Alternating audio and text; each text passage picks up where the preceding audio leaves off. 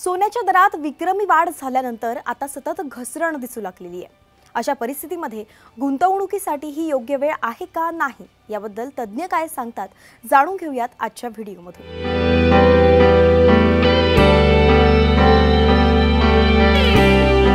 नमस्कार, मी वैष्णवी राऊत। मंडळी, गेल्या काही दिवसांमध्ये सोन्याच्या किमतींमध्ये मोठ्या प्रमाणात चढ उतार दिसलेत। येत्या दिवसांमध्ये सोन्याचा भाव हा 1 कोटींमध्ये जाईल असं सुद्धा बोललं गेलं होतं। म्हणून अनेकांनी सोन्यात गुंतवणूक करण्यापासून हात सोडला होता। पण त्यानंतर गेल्या 4 दिवसांमध्ये सोन्याच्या दरात मोठी घसरण झाली आहे। 16 एप्रिलला MCX वर 74,000 पोहोचलेला सोन्याचा भाव आता 71,000 रुपये प्रति 10 ग्रॅमवर पोहोचला आहे। तर 22 कॅरेट सोन्याची किंमत सुमारे 66,050 रुपये। त्यामुळे पुन्हा प्रश्न पडलाय की आता तरी सोन्यात गुंतवणूक करावी का? याचं उत्तर जाणून घेण्यासाठी आधी पाहूया की सध्या कोण गुंतवणूक करतंय। तर मध्यवर्ती बँकांकडून सोन्याच्या खरेदीला आधार मिळतोय।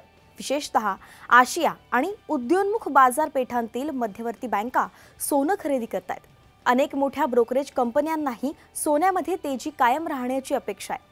कमकुवत डॉलर आणि उत्पन्नात घट यामुळे सोन्याला आधार मिळेल असा अंदाज ब्रोकरेज फर्मनी व्यक्त केलेला आहे।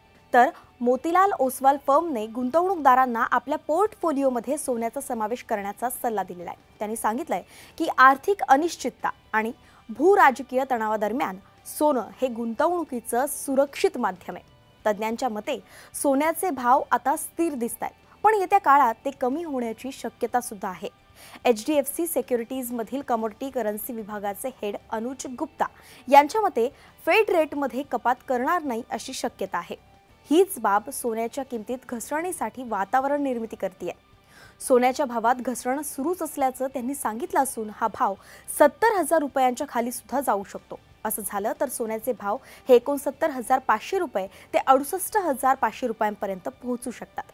एकंदरीतच काय, सध्या गुंतवणुकीसाठी सोनं चांगला उपाय आहे। आता गुंतवणूक केली तर पुढच्या काळात भावात तेजी आल्यावर त्याचा फायदा होऊ शकतो असं तज्ञांचं मत आहे। मग तुम्ही करणार का सोन्यामध्ये गुंतवणूक? आम्हाला कमेंट्समध्ये सांगा आणि अशाच माहितीसाठी न्यूज18 लोकमतला फॉलो करायला विसरू नका।